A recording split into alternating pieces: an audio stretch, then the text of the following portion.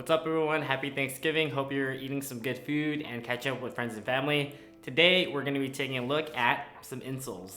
In the NBA after games, a lot of times when players are giving away their shoes to fans, you'll see them take out their insoles. And that's because they have custom orthotics that are specific to their foot.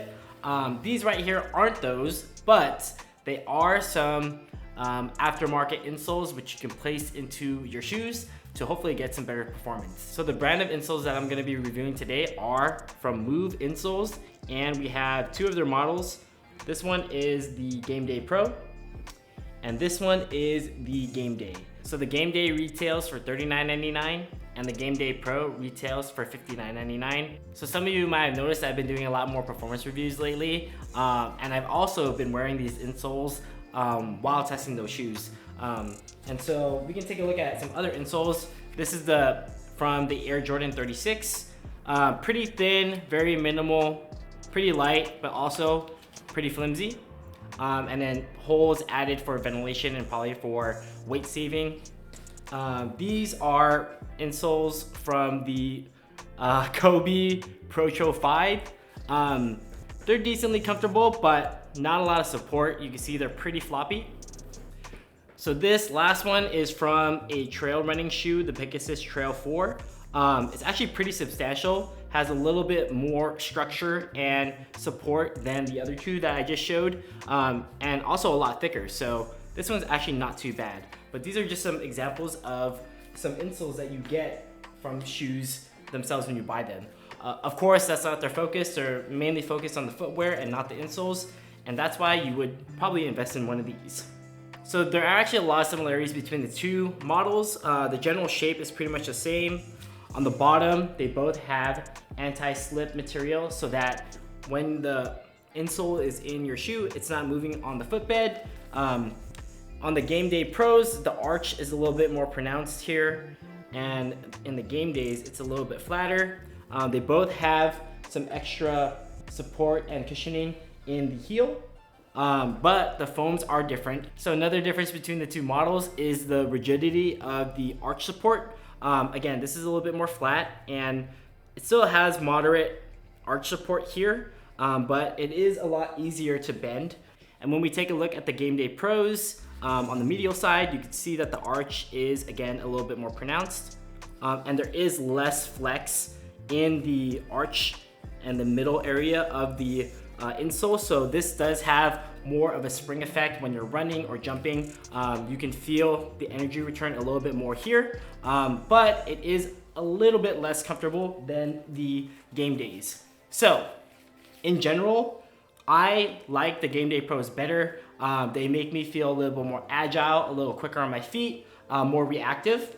And then for the Game Days, these have better step-in comfort and provide a little bit more plush cushioning if that's what you're looking for in a shoe. Or maybe you're playing outdoors and you are prioritizing cushion over court feel and feeling agile, then this is something that I would go to. So shoes like anything with Curry Flow cushioning, I would probably toss these in. And then if I'm looking for a little bit more responsiveness to feel quicker, then I'm gonna go with the Game Day Pros. But in general, for performance, I like the Game Day Pros a little bit more than the Game Days, and that's my preference. So I would spend the extra $20 to get the Game Day Pros. So for these, I actually use these for casual wear when I went on a backpacking trip to Europe, and they worked great. So all in all, these are both really good performers. If you're going for responsiveness, energy return, and looking to be more agile, then I would suggest the Game Day Pros. But both of these models didn't require any break-in time, and I didn't have to do any cutting of the insole prior to putting them to my feet. So one thing that I did notice that I wanted to bring up, and this might not be specific to Move insoles, but insoles in general, that it's kind of hard to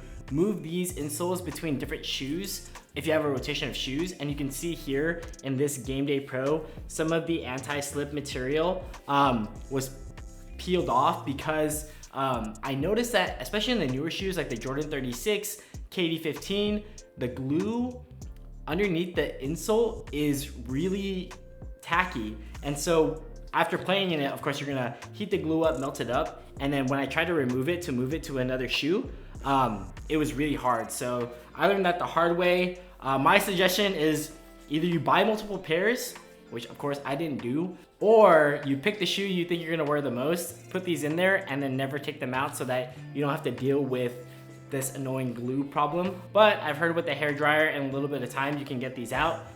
But yeah, I didn't want to deal with that. So that's one thing that I want to bring up. All right, so I think that's gonna do it. Thanks for watching. If you have any specific questions about these insoles, leave them in the comment section below. They're coming out with actual casual wear model coming out soon, or it might be out already. But yeah, be on the lookout for that if that's what you're looking for. But so far so good. Shout out to Damian Lillard, CP3. I know Chris from Wear Testers is involved with the development of these insoles, and I like both of them. I just have a small preference for the Game Day Pros. That's gonna do it. Thanks for watching. Like, comment, subscribe if you haven't already, and have a good one.